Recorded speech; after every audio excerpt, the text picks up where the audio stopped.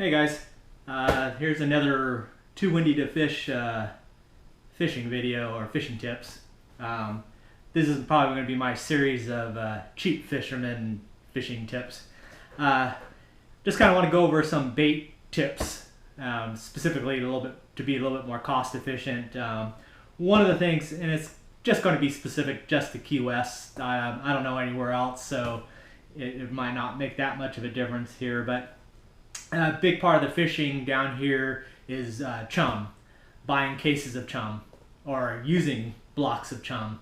As you'll see on some of my videos, I'll have that brick. It's a 5-pound brick of Menhaden chum, put it in the chum bag, and then that basically disperses out in the current and then tracks everything from the small bait fish to the larger game fish and so forth. So pretty much is synonymous with fishing the Keys is the chum.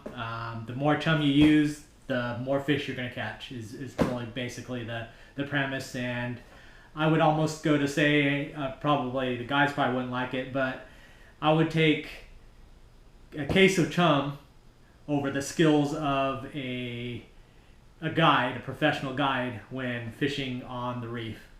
And I'd probably say quite a few would probably agree with me in that it's just so important that even if you know where the fish are, to get them to bite is a super challenge. But if you have chum, it makes everything a lot easier. It gets everything feeding and gets everything active. So it's just very important. Being the cheap fisherman, I don't use a lot of chum. On my trips, I'll probably use a fine mesh bag, and I'll use maybe a half of a brick, a half of a 5-pound brick.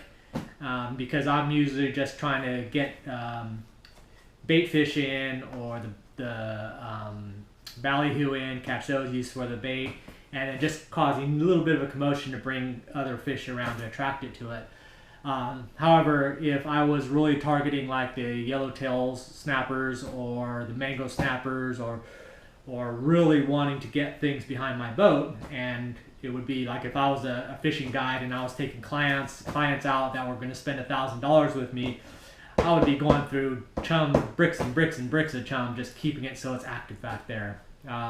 You'll see like on some of the shows, they've got mesh bags that are like probably almost inch square rope style mesh bags, or those big cages with big holes, where this 5-pound brick will be, they expect it to last maybe 15 minutes, and they're throwing in another one or putting in a couple at a time, or buying the 25-pound brick and just doing one of those for making it last an hour and just flowing those out there, which is great if you're offsetting $1,000 income. But I'm not doing that, so that's why I like to bare minimum, just get the fish in, catch my bait, get it out there, get my fishing done.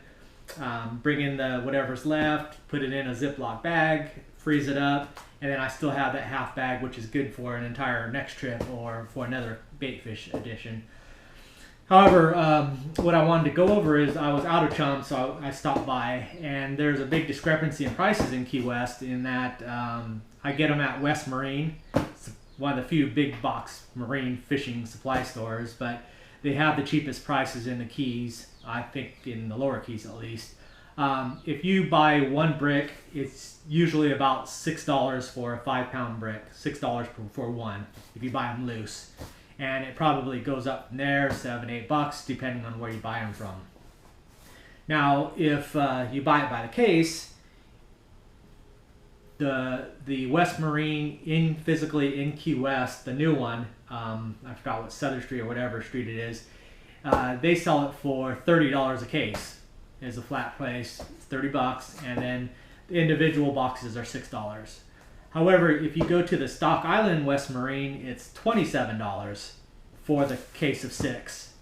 And that comes out to, and they charge $6 for one case too, but when you pay $27 for a case of 6, that comes out to $4.33. So it's considerably cheaper. I mean, you're saving about 40% just on one brick by buying them this way. Now I know everybody can't or wants to buy a case at a time, but it's just a matter of if you have the ability to save it. I mean, it's a big chunk of change that you're saving there. So Just something to push out there. Not a lot of people might know that. And the other thing is that the Stock Island one, the inside cooler is empty. Just ask, because they've got a big cooler outside in the back where they store the back cases of the Chum. So they've got them. They just have to have somebody go back there and grab one for you. Just a tip there. Other tip I got is these guys. It's not weed. It's Jesus, what am I thinking of? Squid. Sorry.